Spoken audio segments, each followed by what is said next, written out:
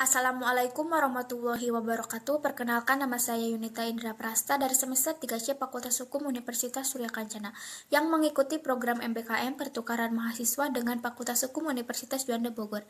Di sini saya akan berbagi materi mata kuliah hukum pidana pada pertemuan kelima dengan dosen pengampu Ibu Ika Darmika SHMH.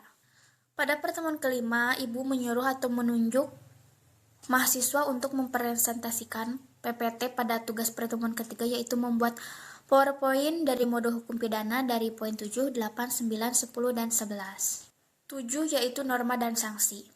Norma atau kaidah terdiri dari larangan dan keharusan. Nah, tugas norma untuk menjamin ketertiban hukum dalam pergaulan masyarakat. Lalu ada sanksi. Sanksi adalah reaksi terhadap suatu perbuatan berupa ancaman pidana. Nah, cara merumuskan norma dan sanksi dalam undang-undang. Yang pertama, norma dan sanksi ditempatkan dalam satu pasal. Yang kedua, norma dan sanksi diletakkan dalam pasal yang terpisah. Yang ketiga, sanksi sudah dicantumkan lebih dahulu sedangkan normanya belum. Yang kedelapan yaitu tugas ilmu hukum pidana. Tugas ilmu hukum pidana adalah mempelajari hukum pidana yang berlaku pada saat dan pada suatu tempat negara tertentu. Dengan kata lain, ilmu pengetahuan hukum pidana adalah untuk mengkaji asas-asas hukum pidana yang universal. Nah, juga bertugas untuk mengkaji atau memprediksi hukum pidana yang berlaku di masa yang akan datang. Yang kesembilan yaitu bagian umum dan bagian khusus hukum pidana.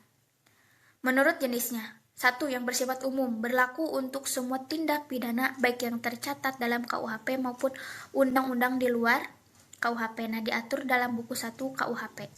Yang kedua yaitu ketentuan khusus, yaitu mengatur perbuatan-perbuatan yang dapat dipidana, diatur dalam buku 2 KUHP.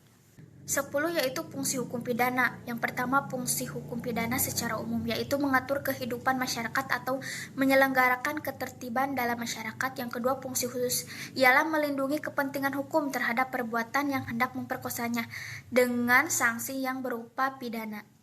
11 yaitu sumber hukum pidana Indonesia. Sumber utama hukum pidana Indonesia adalah hukum tertulis, yaitu Kitab Undang-Undang Hukum Pidana atau KUHP. Nah, nama asli KUHP ini adalah Wetboek van Strafrecht voor Nederlands Indie, yang disingkat WVSNI, yang mulai berlaku pada 1 Januari 1918. Sekian review materi yang dapat saya sampaikan, kurang dan lebihnya mohon dimaafkan. Wassalamualaikum warahmatullahi wabarakatuh.